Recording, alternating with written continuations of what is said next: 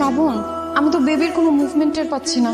আমি না অলরেডি ডক্টরকে ফোন দিছি, উনি ফোন ধরতেছেন। আমার মনে হয় উনি বাসায় আছে। চলো ডক্টরের বাসায় চলে যাই। এখন আমি কোথাও যেতে পারবো না, আমার অফিসে যেতে হবে। তুমি আরেকটু সময় দেখো, যদি সমস্যা মনে হয় আমি অফিস থেকে চলে আসবো। তুমি থাকো, তোমার অফিস নিয়েই থাকো। তুমি আসলে মানুষের মধ্যে নাই, একদম রোবট হয়ে গেছো। কেমন বাবা তুমি? তোমার যাইতে হবে না। বৌমা কি আছে? কোথায় যা? ডক্টরের কাছে যাই আম্মা। আমার বেবি কোনো রেসপন্স করতেছে না।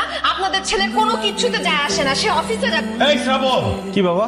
বৌমাকে এক্ষুনি ডাক্তারের কাছে নিয়ে যা। আমার এখন অফিসে যেতে হবে, প্রত্যেকদিন এমনিতে লেট হয়ে যায়। আমার মিটিং আছে, আমি এখন ডাক্তারের বাসায় যেতে পারবো না। কারো কোথাও যাইতে হবে না। তো আমি নিজে একা চলে যাইতে হবে, কারো আসতে হবে না। আরে বৌমা দাঁড়া। মামা যাবেন 7 নম্বর সেক্টর। এই, আরে একা একা কোথায় যাচ্ছ? এখন গেলে ডক্টরকে পাবো না তো। ঢাকা শহরে কি ডাক্তার একটাই আছে? অন্য ডাক্তার নাই? আমি অন্য ডাক্তার দেখাবো। ঠিক আছে, অফিস টফিস আজকে বাদ, ডাক্তারের কাছেই যাবো। ওনারা সবাই আপনার সাথে এসেছেন? আমি পেশেন্টের মা, আমি ওকে নিয়ে আসছি। আসলে ওনারা